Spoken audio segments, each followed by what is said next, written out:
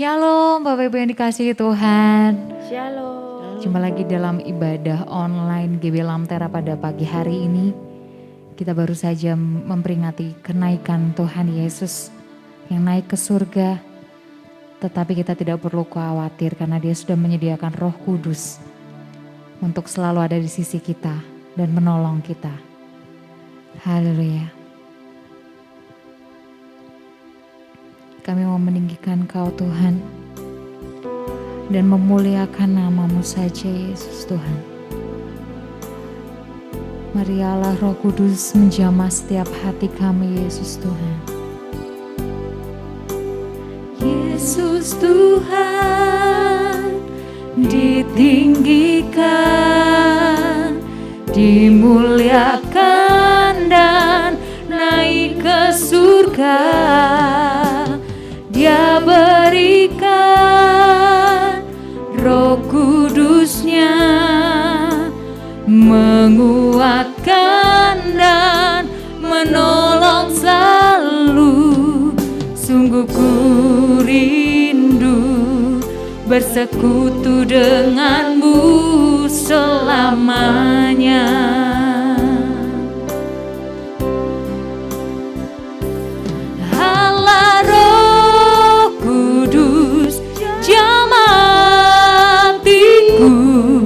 Dengan urapanmu, rindu selalu dekat denganmu, tinggal di hadiratmu. Kau yang layak ditinggikan, Yesus Tuhan, ditinggikan, dimuliakan dan naik ke surga. Dia berikan Roh Kudus-Nya, menguatkan dan menolong selalu. Sungguh ku rindu bersekutu denganmu selamanya.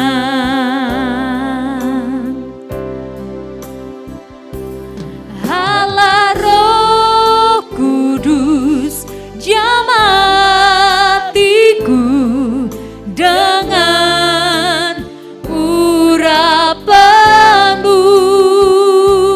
rindu selalu dekat denganmu, tinggal di hadiratmu. Allah Roh Kudus, jamah hatiku dengan urapanmu,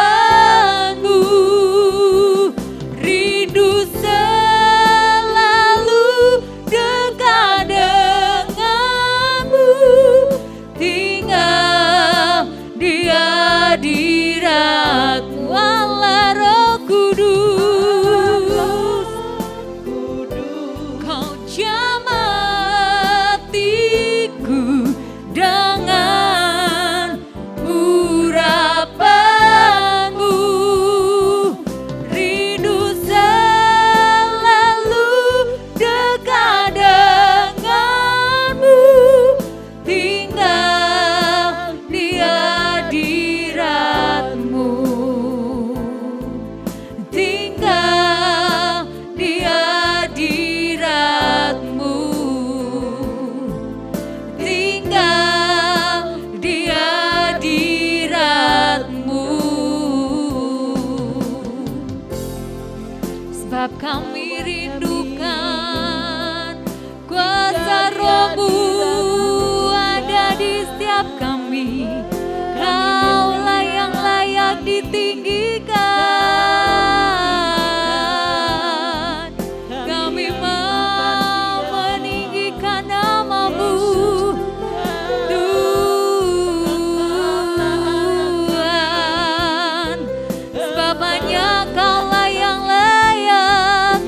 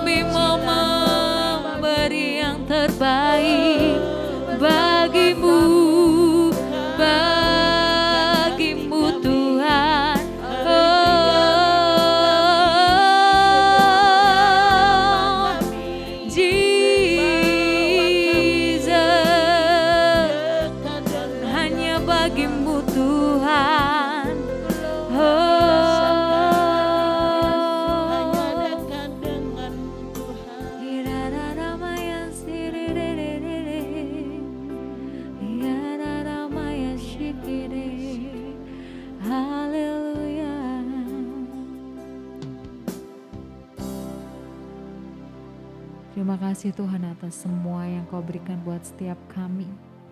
Roh Kudus yang Kau berikan ya Tuhan sebagai penghibur dan penolong kami. Thank you Lord karena Engkau ya Tuhan selalu ada bagi setiap kami. Apapun yang menjadi beban kami Tuhan, Kau yang tahu, Kau yang lebih tahu Tuhan. Jadi kami mau berikan semuanya ya Tuhan. Kami percaya ya Tuhan hanya padamu. Kau yang memegang kendali atas kehidupan kami Tuhan. Kami percaya Kau ya Tuhan memiliki rencana yang terbaik bagi setiap kami. Saat ini Tuhan kami mau tinggal di dalam hadirat-Mu. Kami mau memuji dan menyembah-Mu Tuhan. Seluruhnya, segalanya yang kami punya hanya untuk Engkau Tuhan. Kami berikan kehidupan kami seutuhnya hanya untuk Engkau Tuhan. Ini kami, Kau pakai setiap kami Tuhan. Kami percaya Kau yang akan pakai kami seturut dengan kehendak-Mu Tuhan. Saat ini ya Tuhan kami memuji dan menyembah-Mu, yang terbaik hanya bagi-Mu Tuhan. Yang siap memuji dan menyembah Tuhan katakan amin. Haleluya.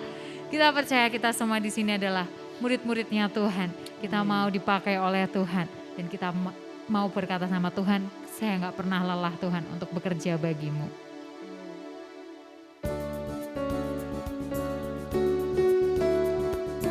Jangan lelah bekerja di ladangnya Tuhan. Amin.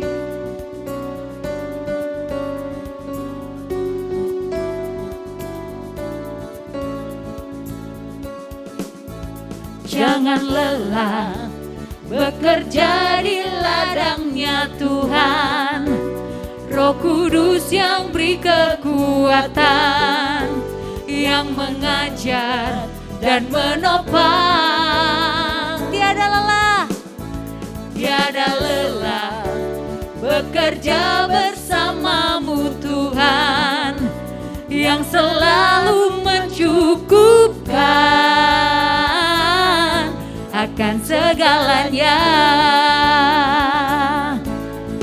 Ratakan tanah bergelombang, timbunlah tanah yang berlubang,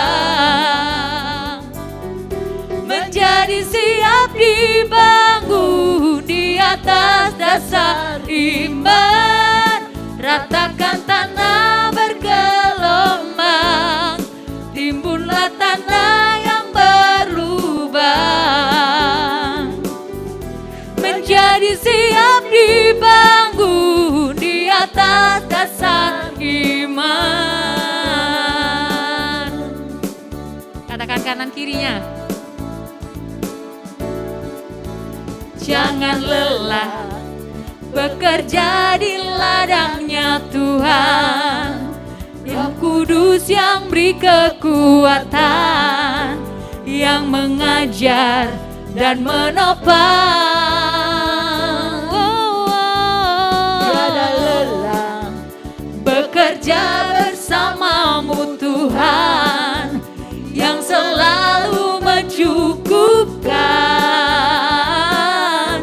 akan segalanya. Ratakan tanah bergelombang, timbunlah tanah yang berlubang, menjadi siap dibangun di atas dasar iman. Ratakan tanah bergelombang, timbunlah tanah yang berlubang, menjadi siap dibangun di atas dasar iman. Menjadi siap dibangun, menjadi siap dibangun, menjadi siap dibangun di atas dasar iman.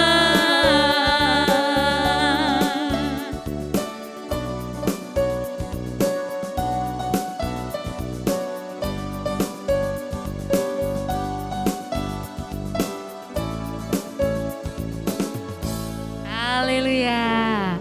Kita tidak boleh lelah bekerja di ladangnya Tuhan. Karena saat Tuhan Yesus sudah naik ke surga, Dia berikan Roh Kudus-Nya untuk kita ditugaskan menjadi murid-muridnya. Amin. Ini kami Tuhan, kami mau melayani, mengasihi, mengiring-Mu seumur hidup kami. Dan tidak pernah kami sesali. Itu yang Tuhan mau di dalam kehidupan kita. Kita mau katakan, kita mau serahkan kehidupan kita seutuhnya untuk Dia bentuk sesuai dengan kehendak-Nya.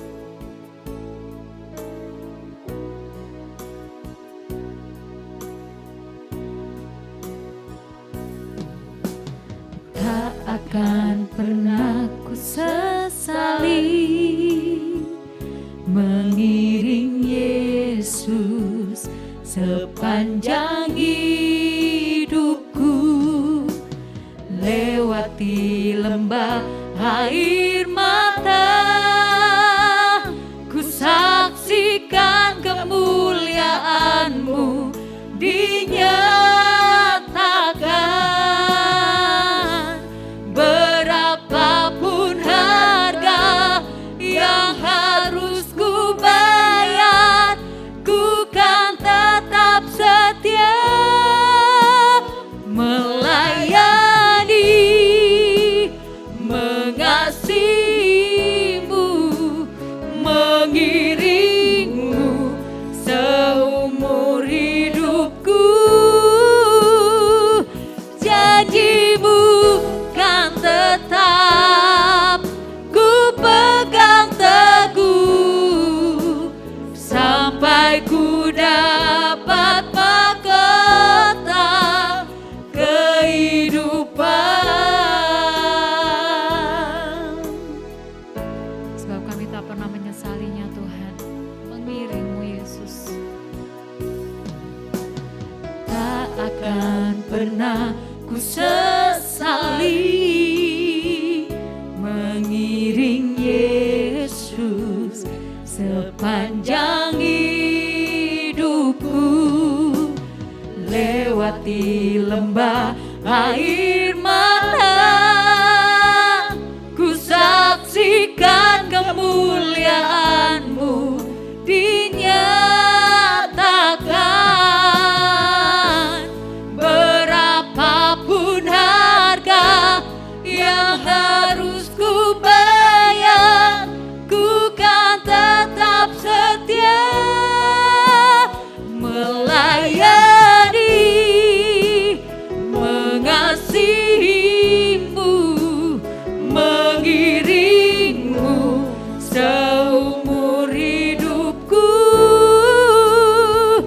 Janji-Mu kan tetap ku pegang teguh sampai ku dapat mahkota melayani, mengasihi-Mu, mengiring-Mu seumur hidupku. Janji-Mu kan tetap ku pegang teguh sampai ku dapat mahkota kehidupan, sampai ku dapat mahkota kehidupan.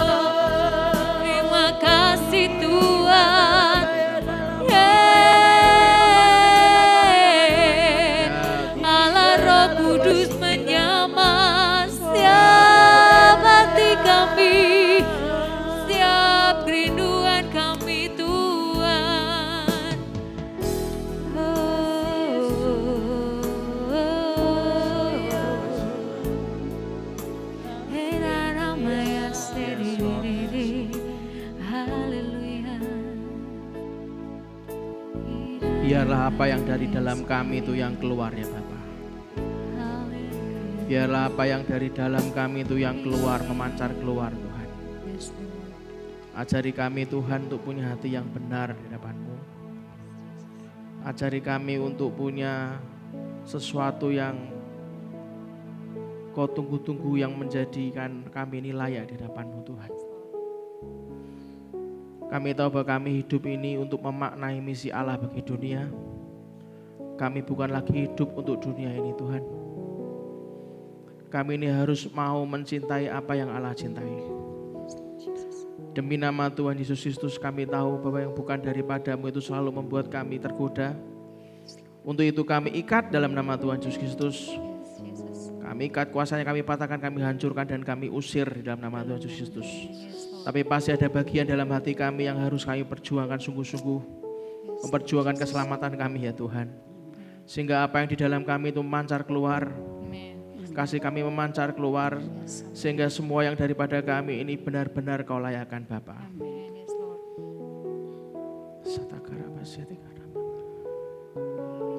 Ya di dalam nama Tuhan Yesus Kristus Tuhan. Ajari kami lebih lagi menjadi semakin kuat, menjadi murid Kristus yang kuat di dalam Engkau.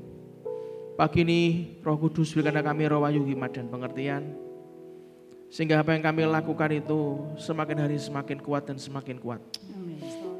Kami sungguh-sungguh mintakan di dalam nama Tuhan Yesus Kristus, kami sungguh-sungguh mintakan Bapa, biarlah semua itu nyata dalam kehidupan kami, di bumi seperti di surga. Biar kita semua yang percaya dan kita mau dibentuk Tuhan, kita berkata amin, amin, amin, amin, amin. Shalom Bapak Ibu semua yang dikasihi Tuhan. Kita habis merayakan kenaikan Isa Al-Masih. Beberapa hari sebelum kerayakan Anda lihat di daerah Pelabuhan Tanjung Mas, tanggulnya jebol, banjir, Mistika langsung tanggap bersama tim Tagana untuk membuka dapur air di sana. Kenaikan Tuhan Yesus, besoknya kita ada doa puasa pencurahan Roh Kudus selama 10 hari. Saya dorong Anda untuk ikut. Anda akan dibagikan link Zoom-nya saudara. Anda bisa ikut dimanapun berada, dimulai jam 6 sore. Tidak lama, hanya sekitar 1 jam. Ambil waktu buat Anda bisa terus berjalan mendapatkan kekuatan yang baru. Saudara, banyak orang Kristen tuh kerap kali berpikir bahwa ketika Kristus naik ke surga, satu-satunya yang jadi fokus adalah Tuhan Yesus menyediakan rumah bagi kita. Saudara, kalau Anda hanya punya fokus seperti itu saja, itu seakan-akan Kristus itu naik ke surga itu hanya dipandang sebagai suatu peristiwa pragmatis. Bahkan Anda akan berkata, loh Yesus naik itu buat saya gitu kan. Padahal kalau Anda benar-benar dalami saudara, padahal terkandung sebuah pesan yang mendalam bagi setiap pengikut Kristus, bagi setiap orang yang mengatakan dia orang Kristen. Ketika narasi kenaikan itu dibaca secara lebih dalam, lebih mendalam lagi, sebenarnya itu sebuah penugasan saudara. Sebuah penugasan agung yang diberikan oleh Yesus Kristus kepada kita, para murid-muridnya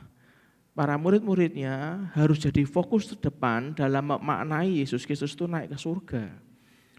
Saudara, disinilah kita belajar memaknai misi Allah bagi dunia, missio Dei, memaknai misi Allah bagi dunia secara lebih dalam, saudara. Kenaikan Kristus itu memberi makna dalam setiap gerak ministeri kita, dalam setiap gerak pelayanan kita, dalam menjalankan misi Allah bagi dunia. Apa Pak misi Allah bagi dunia? Mencintai apa yang Allah cintai, saudara. Bagaimana Pak mencintai apa yang Allah cintai? Dalam amanat agung, perintah Yesus Kristus untuk memuridkan semua bangsa itu tidaklah lahir dari semangat salesmanship. Lahir karena kita pandai menjual, salesmanship, sales. Jadi seperti kebanyakan orang Kristen, kebanyakan gereja itu hanya melakukan cari jiwa supaya bangku gereja penuh. Enggak saudara, supaya program gereja berjalan. Alah kalau cuma itu mah dangkal. Supaya target tahunan gereja tercapai. Nah, kalau Anda mau betul-betul tanya, lebih lagi di dalam digali lagi, amanat agung yang diberikan oleh Yesus Kristus itu berangkat dari motif cinta. Coba Anda lihat bahwa peristiwa kenaikan Yesus ke surga itu tidak dapat dipisahkan dengan serangkaian narasi kelahirannya, kematiannya, dan kebangkitannya. Itu enggak bisa dipisahkan. Kita enggak pilih hanya tahu naik ke surga, tapi itu enggak bisa dipisahkan loh. Dari kelahirannya, kematiannya, dan kebangkitannya. Semuanya itu sebuah narasi agung sebenarnya tentang cinta. Cinta Allah yang sangat besar bagi dunia itu harus diingatkan. Dan itu diingatkan oleh Dia, saudara, ketika Dia hendak naik ke surga. Itulah kenapa Matius 28 ayat 20 dikatakan apa? Karena itu pergilah, jadikanlah semua bangsa muridku dan baptislah mereka dalam nama Bapa dan Anak dan Roh Kudus. Perhatikan, dan ajarlah mereka melakukan segala sesuatu yang telah kuperintahkan kepadamu. Dan ketahuilah aku menyertai kamu senantiasa sampai kepada akhir zaman. Dengan kata lain, melaksanakan amanat agung itu harus dipandang sebagai sebuah penugasan yang penuh dengan cinta. Kita tuh bermisi karena mencintai Allah dan mencintai apa yang Allah cintai, saudara. Yaitu Allah mencintai dunia yang terhilang ini loh, saudara. Allah mencintai mereka yang terpinggirkan. Sedakep nang pinggir, dipinggirkan sama dunia. Allah mencintai mereka yang memerlukan kasih Allah. Saudara, penting, itu kemarin saya singgung, untuk kita melihat bahwa misi bukanlah pertama-tama berbicara tentang misi gereja atau missio ecclesiae, bukan, tapi melainkan missio Dei, misi Allah, saudara. Itulah kenapa tujuan utama Yesus Kristus datang ke dunia, kalau Anda pahami benar-benar, untuk mencari dan menyelamatkan yang terhilang. Mari kita baca di Lukas 19 ayat 10.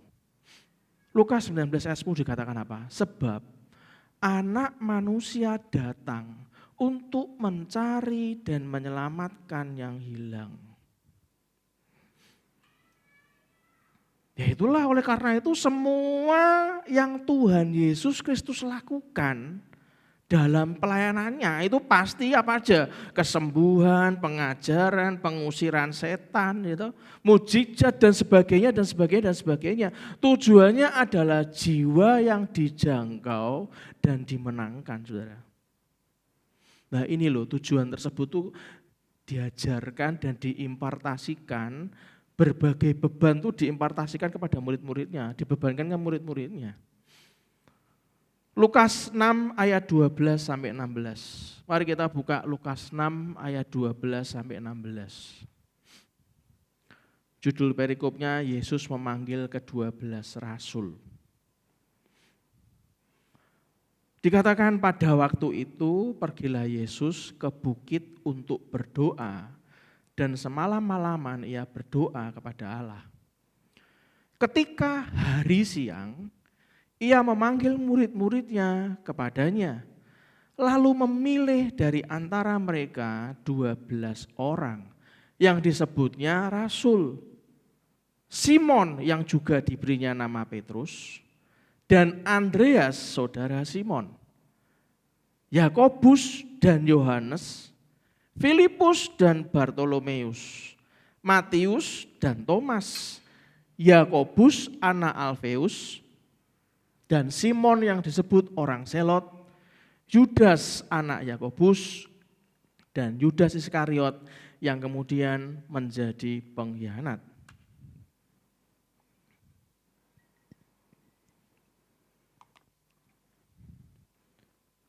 ayat ini setelah kita baca, kalau kita pelajari sebelum Yesus memilih 12 murid dari antara murid-muridnya yang selama ini mengikuti dia, kalau Anda perhatikan, ia berdoa semalam-malaman kepada Allah. Di ayat 12 Anda baca tadi. Pemilihan murid itu adalah hal yang serius loh. Tidak boleh dibuat main-main karena kita tahu misi Tuhan kan. Mencari dan menyelamatkan yang terhilang. Misinya Allah, misinya Tuhan. Maka nggak boleh dibuat main-main.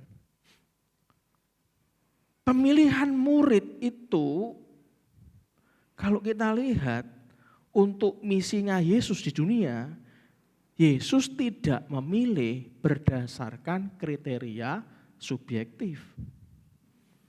Lah aku rak seneng iki kok Bapak, aku ya ndak jadi milih yang ini toh. Bukan like and dislike. Wajahnya kok ketoke kok rodok kereng ya kayak preman, aku rak seneng kok Bapak. Enggak loh Saudara. Yesus tidak memilih berdasarkan kriteria subjektifnya.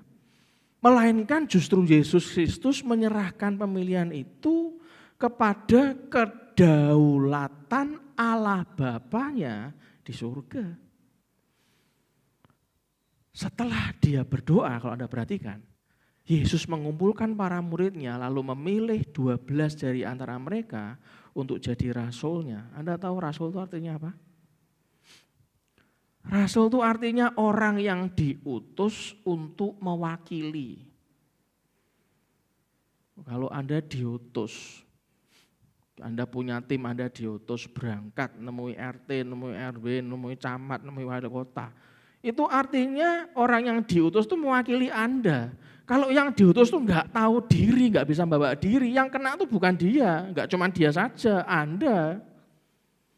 Itu artinya mereka ini adalah pilihan Allah, pilihan Bapa bagi Yesus untuk mewakili Yesus dalam melaksanakan dan menggenapi rencana Allah di dalam Yesus dan melalui Yesus, Saudara. Yesus itu memilih para rasul sesuai dengan kehendak Allah.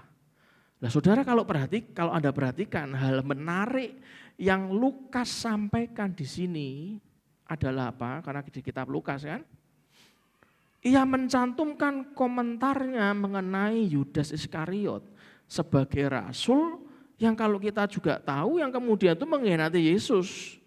Di ayat 16 yang kita baca tadi. Yudas lalu dipilih. Apakah artinya pemilihan Yesus salah? Saya beritahu demi kasih Tuhan pasti tidak. Karena Allah lah yang memilih melalui Yesus. Lalu pertanyaan yang dalam hati saya, lalu apa rencana Allah di balik pemilihan Yudas Iskariot? Lah waktu dipilih saat itu ya belum jelas. Saya melihatnya saya belum jelas. Kalau baca sampai situ doang enggak jelas. Akan tetapi kita boleh yakin bahwa semua yang Allah rencanakan itu pasti untuk mendatangkan kebaikan. Perhatikan, bukan bagi Yesus Saudara. Mendatangkan kebaikan bagi umatnya. Termasuk pengkhianatan Yudas kelak. Kalau Anda baca selanjutnya. Menjadi jalan untuk kematian Kristus untuk menyelamatkan itu. Menyelamatkan saudara dan saya. Renungkan baik-baik Saudara. Jangan membanggakan diri dengan Anda berkata, saya umat pilihan. Jangan Saudara. Sebaliknya Anda dan saya harus berusaha selalu rendah hati. Naikkanlah syukur dan hidupi panggilan mulia itu dengan setulus-tulusnya. Yang setuju katakan amin. Saudara, jika Allah kita itu memberikan kita waktu, lakukanlah hari ini, setiap hari, selama Anda ada waktu, lakukan apa yang terbaik. Berapa banyak di saat kita masih kuat, masih pinter, masih cerdas, masih ganteng, masih cantik. Ayo kalian Tuhan, engkau sik, aku sik kuliah gitu kan. Ayo ngelayani Tuhan, engko ora ana waktu aku iki sik sekolah aku, ngejar prestasi katanya. Sudah lulus, ayo ngelayani Tuhan. Engkau dhisik saatnya mengembalikan investasi ini bapak ibuku membayari aku kuliah katanya. Cari uangnya aku, cari jen, mengembalikan investasi sekolah larang katanya. Begitu Anda suatu hari ternyata Anda tidak pernah tahu Anda tiba-tiba kena penyakit. Entah itu kanker, leukemia, kanker apa, ora jelas. Anda lalu pasti dengan gampang Anda ngomong apa? Inilah aku Tuhan. Aku mau melayani Engkau. Hidupku tidak lama lagi. Dalam hati saya, sak penakmu dhewe. Biyen pas seger buger ra gelem. Sekarang pas loro kaing-kaing ini aku kuserahkan hidupku kepadamu. Kalau aku sembuh, aku mau melayani Engkau Tuhan. Sak penakmu dhewe. Itulah kenapa orang yang tidak tahu panggilan dalam hidupnya, waduh. Anda akan gampang masuk dalam jebakan dunia ini, saudara. Kalau Anda diizinkan diproses Tuhan, hatimu itu diproses, dari dalam itu bisa keluar. Proses itu selalu dari dalam. Tuhan tuh tidak pernah mikirkan hartamu sebanyak berapa, mobilmu naiknya berapa mahal, rumahmu banyaknya berapa, cantiknya kayak apa, kamu ini gantengnya kayak, enggak dipikir. Yang diurusi Tuhan tuh dalam kita loh saudara. From the inside out. Yang dari dalam ini dibawa keluar, itu yang diurusi Tuhan. Karena di dunia itu sudah banyak meracuni yang di dalam kita. Karena yang from the outside, yang dari luar itu sudah banyak masuk ke dalam. Sekarang kita tuh belajarnya bukan sama hamba Tuhan, enggak mau diproses dalam komsel, pemuritan, enggak. Sekarang belajarnya lewat YouTube gitu kan. Lewat hal-hal yang lain yang kadang-kadang benar juga ya asik loh tuh. Enggak kayak dulu, ya ampun asik loh. Yang dari luar tuh Anda izinkan masuk semua saudara. Ini zamannya kan zaman gitu masuk semua. Anda enggak paham panggilan Anda dan saya itu beda-beda loh. Karena usia tuh diciptakan berbeda. Wong kembar aja enggak ada yang sama, sidik jarinya. Retina mata lo enggak ada yang sama. Iris mata enggak ada yang sama.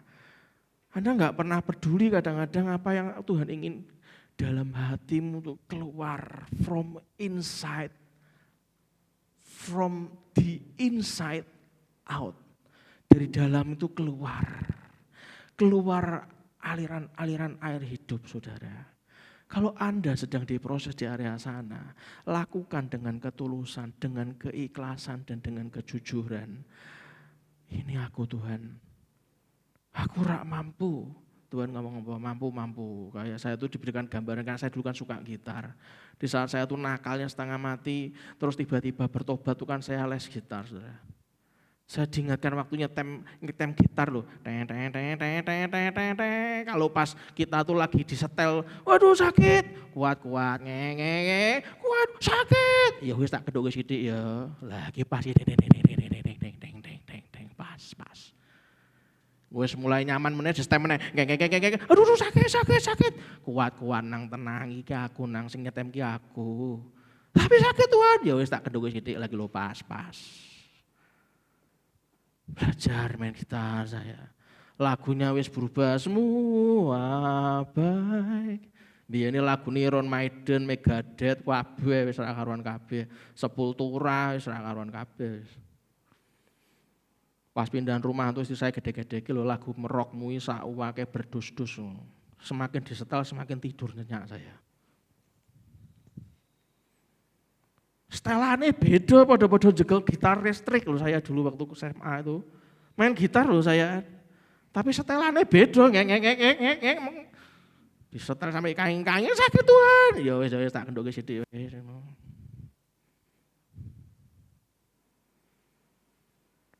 Kalau Anda itu tahu panggilan Anda, lakukan itu dengan ketulusan. Diproses, diperam, disetem kayak gitar, sabar, ikhlas saja. Dan kalau sakit ya jujur saya Tuhan. Tapi jangan pernah Anda ngomong sesuk kan yo ana wektu to. Sesuke meneh kan yo ana wektu. Jangan tunggu hari esok, karena hari esok belum tentu milik kita, saudara. Yang ujung katakan amin.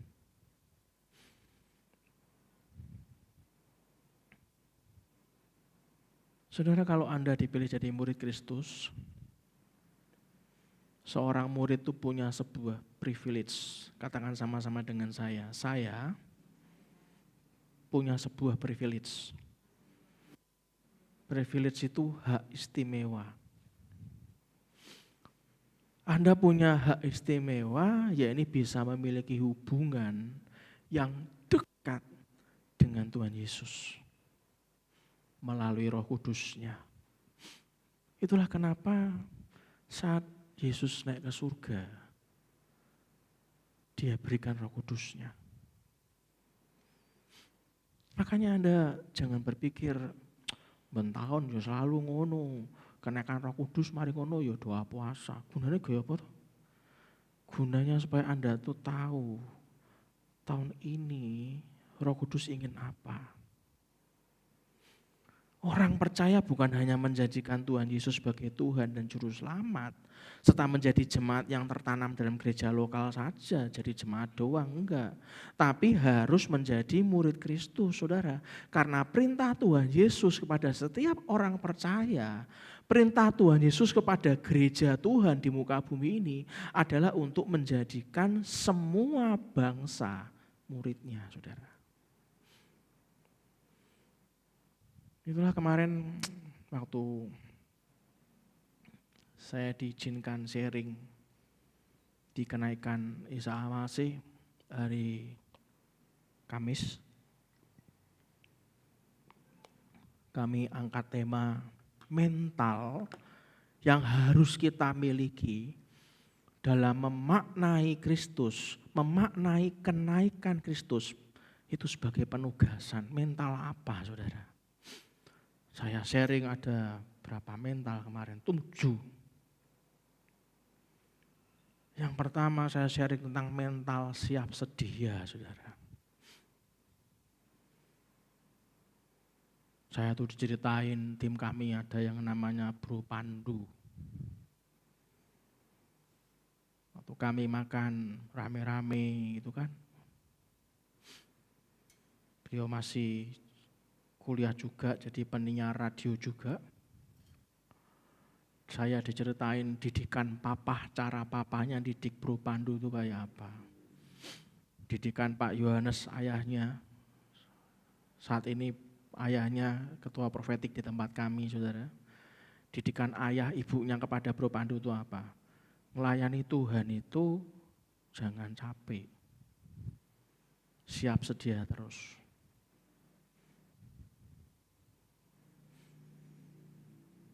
Itulah kenapa Alkitab menjelaskan ada beberapa persyaratan bagi orang percaya untuk jadi murid Kristus. Persyaratannya adalah mengasihi Yesus lebih dari segalanya. Orang yang mengasihi Yesus lebih dari segalanya, dia selalu punya mental siap sedia. Yang ujung katakan amin. Saudara, Lukas 14 ayat 26. Pada suatu kali ketika orang berbondong-bondong mengikuti Yesus dalam perjalanan pelayanannya, Yesus berkata kepada orang banyak tersebut, "Jikalau seorang datang kepadaku dan ia tidak membenci bapaknya, ibunya, istrinya, anak-anaknya, saudara-saudaranya laki-laki atau perempuan, bahkan nyawanya sendiri, ia tidak dapat menjadi muridku." Kalau ayat ini Anda baca, kata membenci itu dalam bahasa Yunani adalah misio atau hatred atau hate. Kata ini diartikan dengan benci, tapi diartikan juga dengan loveless atau kurang mengasihi. Ayat ini sering banyak orang salah tafsir bahwa untuk mengikut Kristus orang harus sanggup membenci orang tuanya dan meninggalkan segalanya buat Kristus. Kalau Anda baca di ayat Lukas 14 ayat 33.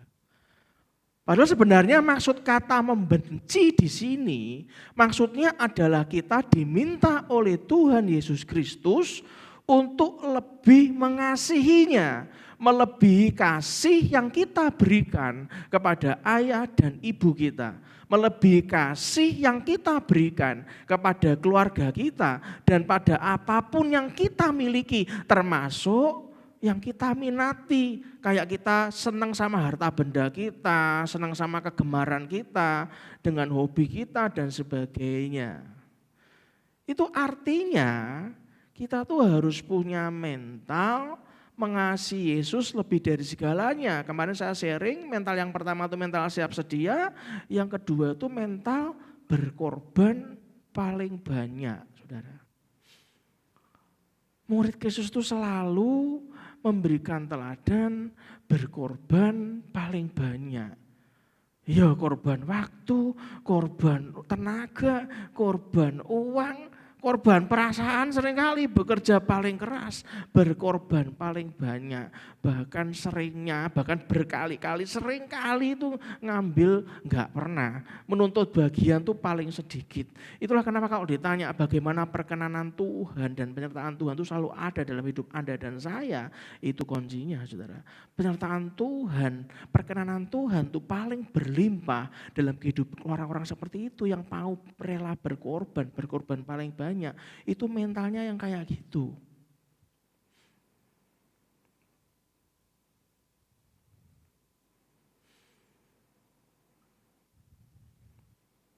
Yang kedua, Alkitab menjelaskan ada beberapa persyaratan bagi orang percaya untuk menjadi murid Kristus sejati. Persyaratan yang pertama adalah mengasihi Yesus lebih dari segalanya. Yang kedua adalah memikul salib. Orang yang memikul salib, dia akan tahu bahwa Tuhan Yesus memberikan penegasan pada orang banyak dalam Lukas pasal 14 tadi. Dengan berkata, barang siapa tidak memikul salibnya dan mengikut aku, dikatakan apa? Ia tidak dapat menjadi muridku. Lukas 14 ayat 27. Sewaktu Yesus mengajarkan pada murid-muridnya bahwa ia harus menanggung banyak penderitaan. Ingat mental murid Kristus yang kedua apa? Saat kita ibadah kenaikan Isa Al-Masih, mental berkorban paling banyak. Lah ini nih ibadah minggu kita bahas nih.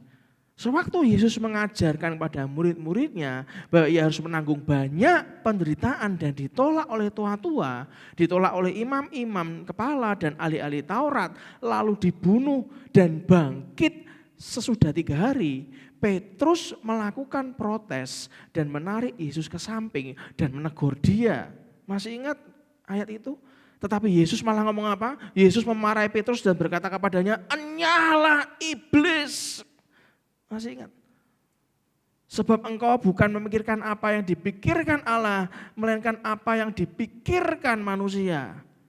Mentalnya Yesus itu sudah mental berkorban buat Anda dan saya. Dia harus memikul salibnya.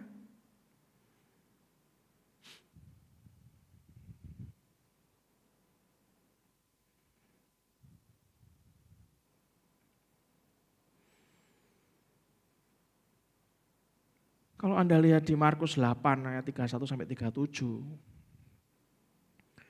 Lalu Yesus memanggil orang banyak dan murid-muridnya dan berkata kepada mereka, setiap orang yang mau mengikut aku, ia harus menyangkal dirinya, memikul salibnya dan mengikut aku.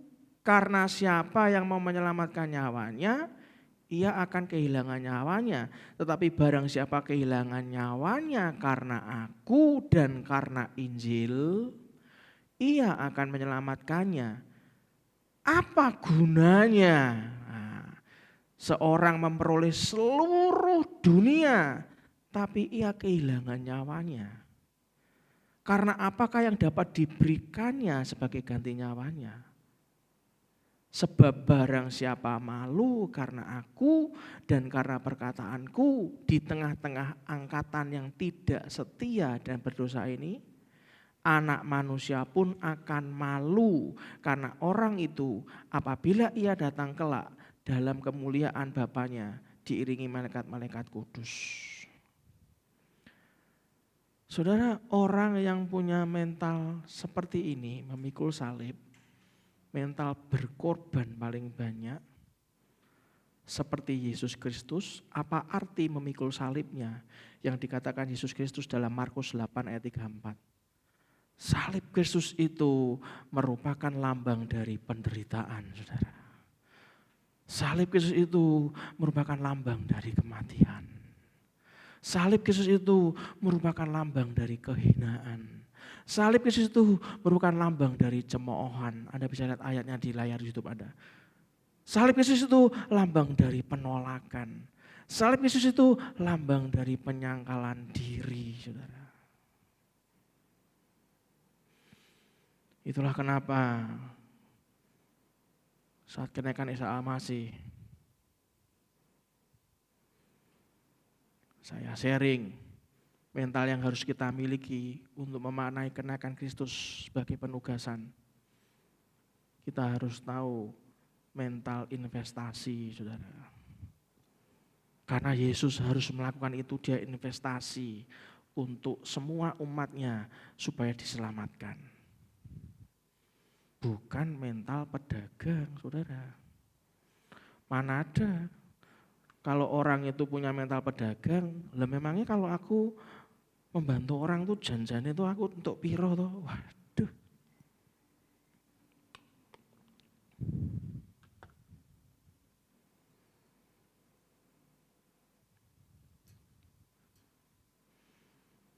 Nah kalau nanti gereja mengadakan pasar murah, aku keluar piro? Lah minus berapa nanti?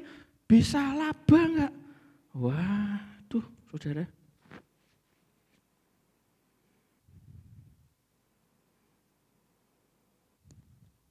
Padahal kita tahu salib Kristus itu merupakan lambang dari penderitaan, kematian, kehinaan, cemoohan, penolakan, penyangkalan diri. Lah kalau aku melayani Tuhan ini loh, belum latihannya, belum hariannya, sudah berapa jam aku di sana, keluar bensin, tenaga, capek lagi.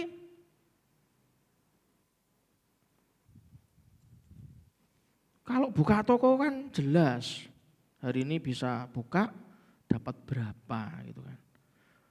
Kalau Anda mengalami memaknai kenaikan Kristus sebagai penugasan, saudara, mental kita itu mental investasi, saudara. Berapa kali saya bersaksi buat Anda, saat kami terlilit hutang, waktu itu habis menikah, nunut di mertua saya, di papa saya dulu 6 bulan. Terus nunut di tempat mertua saya 6 bulan. Terus memberanikan diri ngangsur rumah daerah Marina sana. Cicilan enggak besar, padahal tahun itu tahun 2001 tuh paling cuma sekitar 1,3 juta. Itu lo sempat enggak bisa bayar 3 bulan, oh saudara. Waktu kami datang KKR, diteleponi bang, mau dilelang.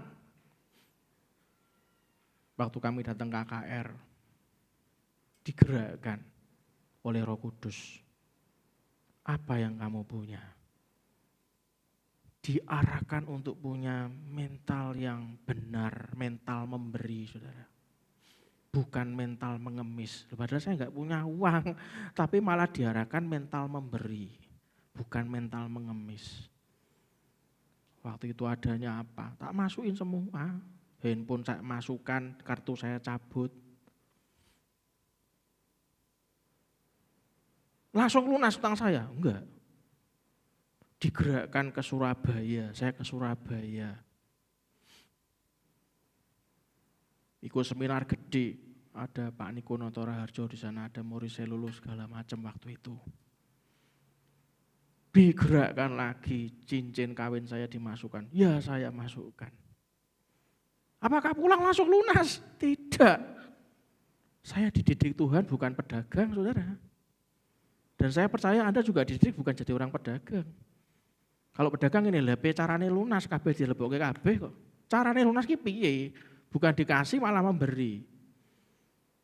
Tapi tidak lama, tidak lebih dari 6 bulan.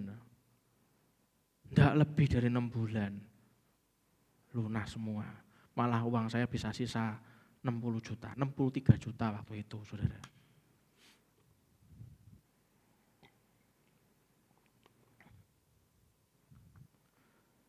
Ini saya sharing supaya Anda tuh paham yang kemarin yang ibadah onsite ikut acara kenaikan Isa Al-Masih, Anda akan paham.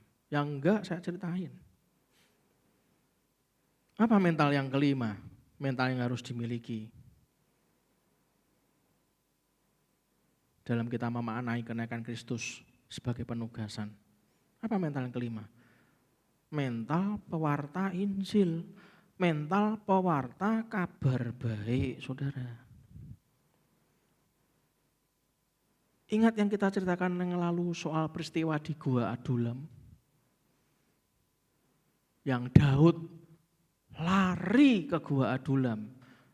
Keluarga dan saudara-saudaranya dengar dan akhirnya dia ikut masuk ke sana.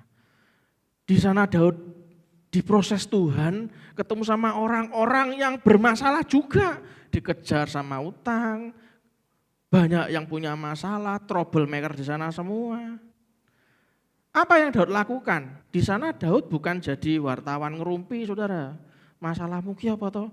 Masalahku ki utang sakmene. Terus Daud pindah ke orang lain. Ada 400 orang. Jadi bisa dirumpi gitu loh. Di sana 400 orang bisa ngerumpi beda-beda. Kowe jajak kae engko kowe diutangi lho. Kae diutang sakmene soalnya. Enggak loh, saudara. Tuhan Daud enggak jadi wartawan ngerumpi loh. Daud enggak jadi wartawan nganggo pikirannya dia sendiri loh, saudara.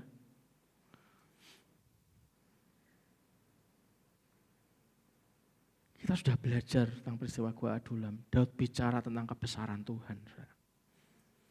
Oh, nggak suka ngerumpi itu kan aneh. Kalau nggak datang tanya, kok nggak datang kenapa ya? Ya mungkin duit mungkin makanya dia nggak datang, ya kan? Mungkin dia malu sama kita kalau kita nggak ada punya uangnya. Mulai. Sudah kalau gereja itu dipenuhi sama orang-orang suka kayak gitu.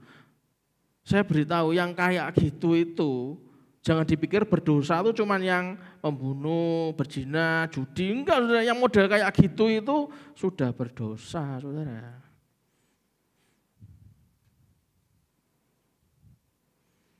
Makanya mama saya waktu perjalanan ke tempat kuburan papa saya di Mount Carmel, Semarang ke Ungaran, dia ngomong gini, sekarang tuh ya GBI Lamtera tuh baik-baik loh jemaatnya.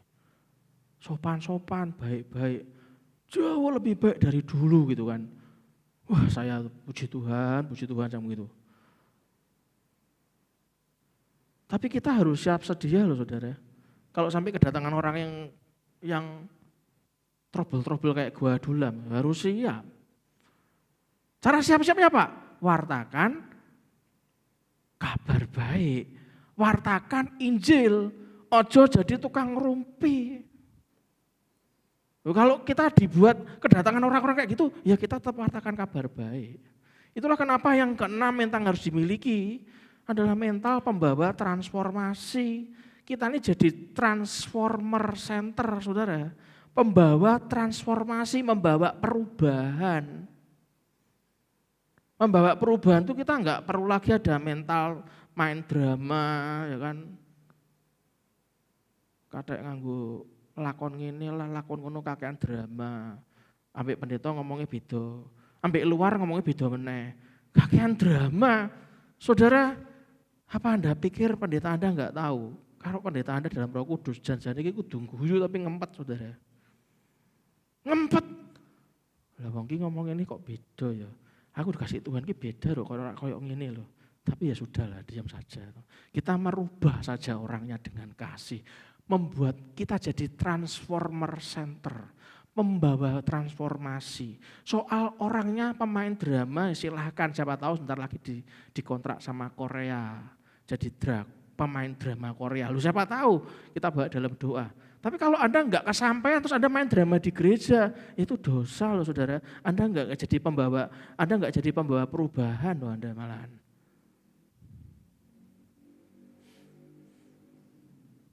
Kalau Anda lihat ini, kalau sekarang ini kan Anda lihat sosial media itu kan kontennya kreatif. Coba Anda dalami. Kalau Anda dalami ini kadang-kadang ngawur saudara. Bagi mereka aku yang penting heboh. Like and subscribe-nya banyak gitu kan. Padahal janjane like sama subscribe itu saya diberitahu beli aja bisa. Wah, ya saya pikir-pikir kalau gaya apa. Yang penting punyailah mental transformasi saudara. Jadikan diri Anda itu transformer center. Yang ketujuh yang Anda harus tahu saudara. Supaya kita ini jadi murid Kristus sejati. Yang ketujuh, Anda harus punya mental solusi saudara. Orang yang mentalnya itu berfokus pada jalan keluar. Bukan mental cari sensasi. Waduh. Orang yang cari sensasi itu memang gempar sih. Bisa membuat onar kalau film tuh sensasinya luar biasa. Settingannya luar biasa. Tapi saran saya lebih baik punya mental orang yang bisa mendatangkan solusi saudara. Daripada cuma cari sensasi ya buat apa. Berulang kali saya pelajari tipe-tipe manusia. Itu strategi marketing Pak. Ya boleh, tapi ingat Anda harus cari solusi loh. Supaya kuat yang di dalam, from the inside out. Contoh.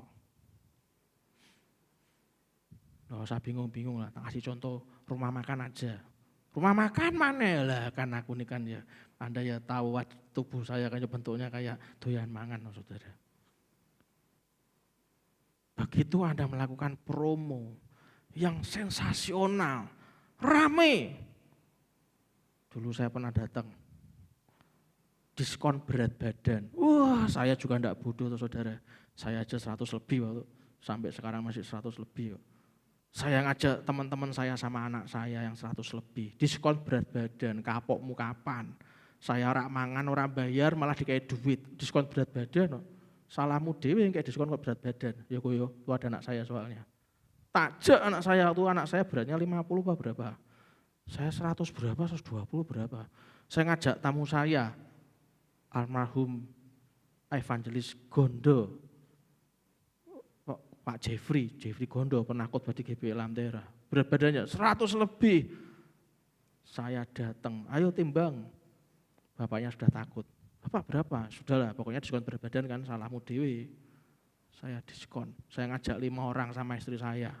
Di average rata-rata ternyata 90% lebih. Wah, gede-gede. Karena saya kan kecil saudara. Gede-gede. Sensasional. Pertanyaannya, rame, orasi rame, diskon berat badan.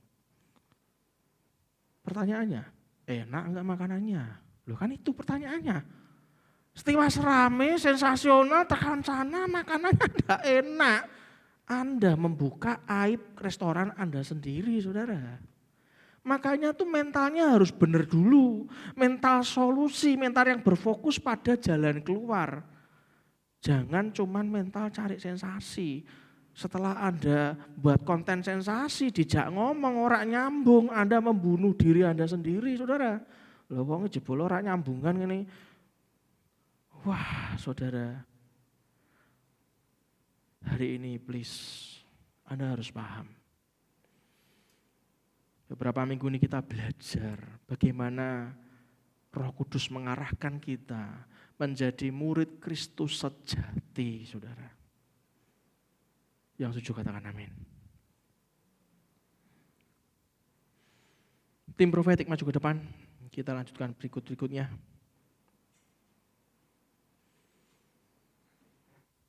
Aku sudah terlanjur salah, Pak.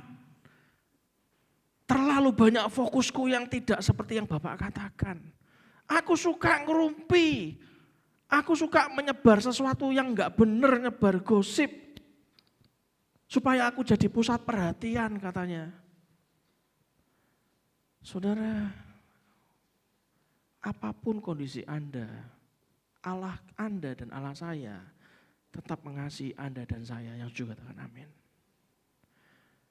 Kalau Anda melihat di sekeliling Anda ada orang-orang yang perlu dikasihi, mengasihi itu bukan berarti membiarkan. Wis daripada engko ribut ambek dhek malah rak tengok gereja meneh malahan wis tak jarke wae. Mengasihi itu bukan berarti membiarkan orang yang kita kasih hidup dalam kesalahan, Saudara. Bukan. Mengasihi itu harus ngomong baik-baik. Aku mengasihi engkau. Ada sesuatu yang ingin Tuhan ajarkan dalam hidupmu dan hidupku. Ayo kita berubah. Bangun hubungan. Saudara, seorang murid itu gak gampang sebenarnya. Saya suruh memuridkan banyak orang gak sanggup. Saya akan cerita di kebaktian onsite di sini kepanjangan. Kalau 1 tahun saya memuridkan 2 orang aja, setahun saudara. Termasuk banyak? Ya enggak, cuma 2. Tapi itu seperti tipe saya lah yang introvert ini. Tapi saya punya target memuridkan 2.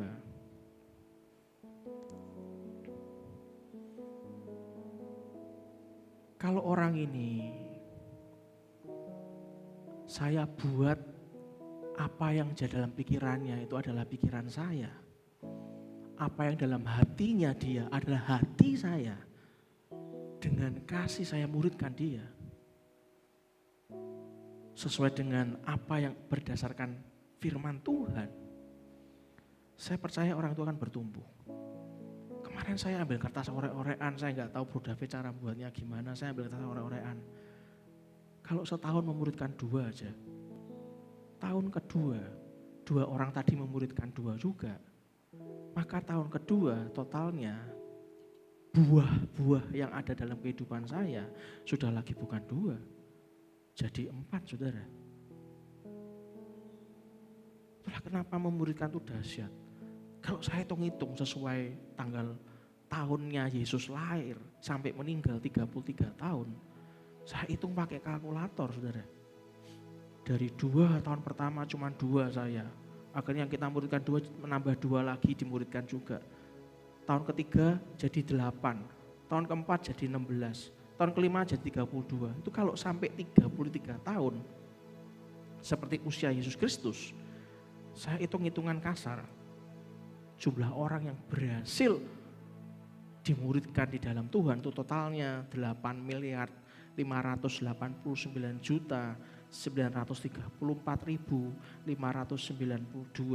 Wow, 33 tahun, setahun cuma 2 saudara. Padahal kan orang itu kan ya enggak introvert kayak saya semua, busa kita extrovert.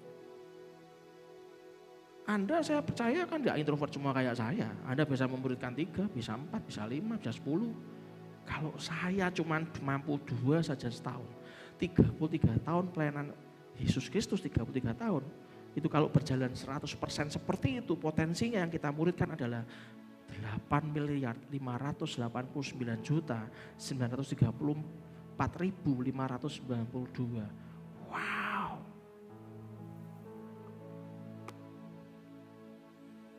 Amin.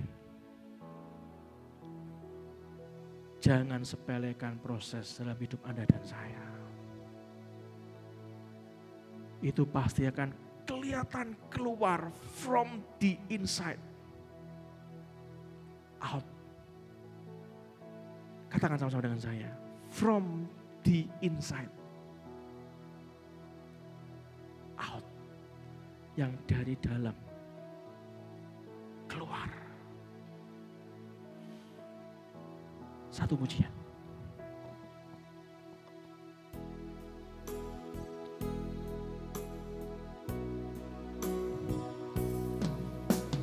Tak akan pernah ku sesali mengiring Yesus sepanjang hidup. lewati lembah air mata, ku saksikan kemuliaan-Mu dinyatakan. Berapapun harga yang harus ku bayar, ku kan tetap setia melayani, mengasihi-Mu, mengiring-Mu seumur hidupku. Janji-Mu kan tetap ku pegang teguh sampai ku dapat mahkota kehidupan. Satakaraya Siti Pranapaya. Ya Tuhan, ya Tuhan. Satakaraya Siti. Ya Tuhan, ya Tuhan.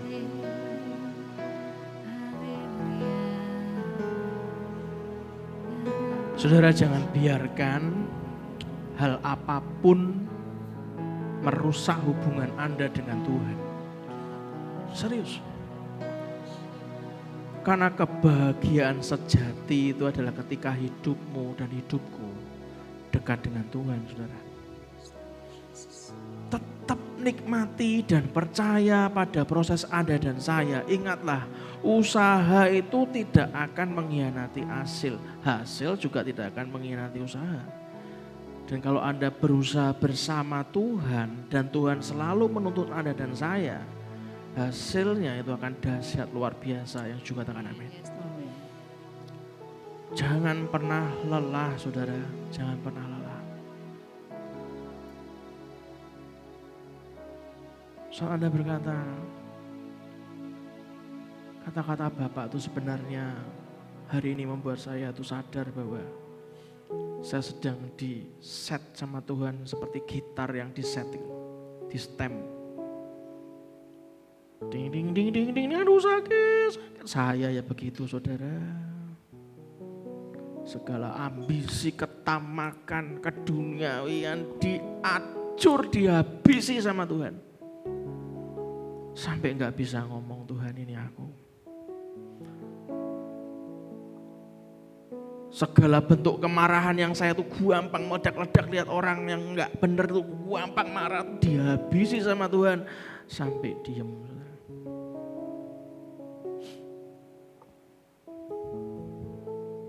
Karena saya tidak pernah biarkan hal apapun merusak hubungan saya dengan Tuhan saya.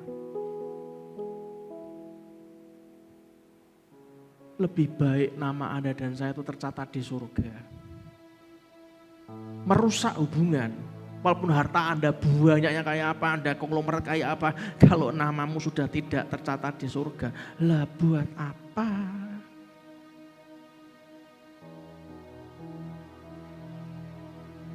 Amin.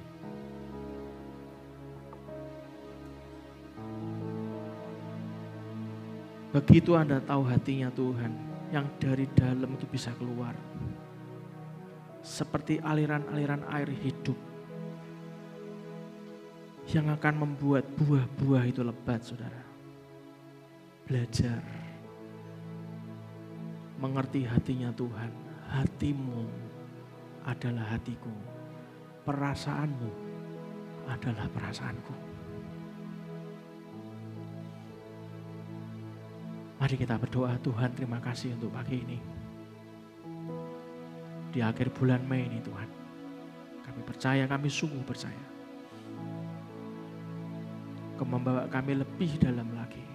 Kau ajari kami mengerti akan isi hati-Mu. Kau bawa kami jadi murid Kristus yang kuat, jadi murid Kristus yang tough, yang tangguh, menjadi murid Kristus sejati. Terima kasih Bapa. Kalau sebentar kami memberikan persembahan, ajari kami dari hati-Mu berapa yang harus kami persembahkan. Karena kami tahu persembahan yang kami berikan sesuai dengan kehendak-Mu saja.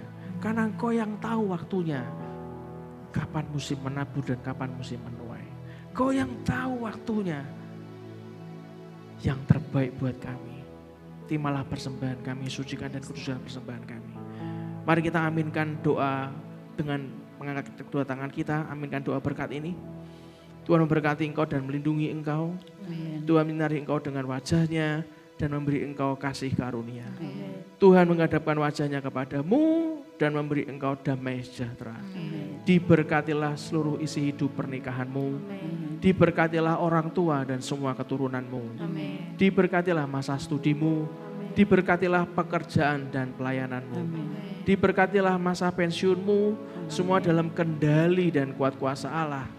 Kemanapun saudara dan saya pergi dan pulang, keluar dan masuk, mendapatkan perlindungan dari Allah yang maha tinggi. Biarlah umur panjang, kesehatan, kelimpahan, kemakmuran Tuhan sediakan bagi orang-orang yang takut dan taat kepadanya. Biarlah berkat dari Allah Bapa, Putra dan Roh Kudus menyertai kita semuanya, diberikan kepada kita sampai kita ketemu dengan Tuhan Yesus yang kedua kalinya. Di dalam nama Tuhan Yesus Kristus, kita semua yang mau dibentuk Tuhan, kita semua yang mau diberkati Tuhan, kita katakan amin, amin, amin. Berikan tepuk tangan meriah buat Tuhan kita. Salam sayang saya buat keluarga dari rumah. Tuhan Yesus memberkati. Haleluya. Kita tidak boleh lelah bekerja di ladangnya Tuhan. Saat kita menjadi murid Kristus, kita mau lakukan seluruhnya.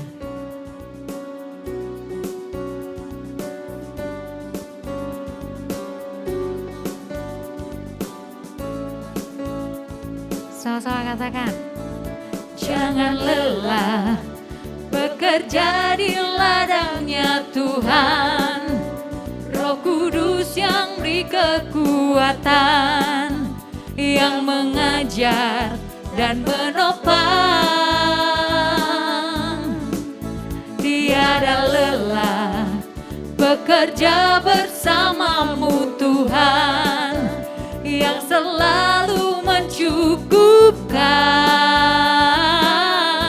akan segalanya. Ratakan tanah bergelombang, timbunlah tanah yang berlubang, menjadi siap dibangun di atas dasar iman. Ratakan tanah bergelombang, timbunlah tanah yang berlubang, menjadi siap dibangun di atas dasar iman. Menjadi siap dibangun, menjadi siap dibangun, menjadi siap dibangun di atas dasar iman. sampai jumpa di ibadah online minggu depan. Tuhan Yesus pasti memberkati.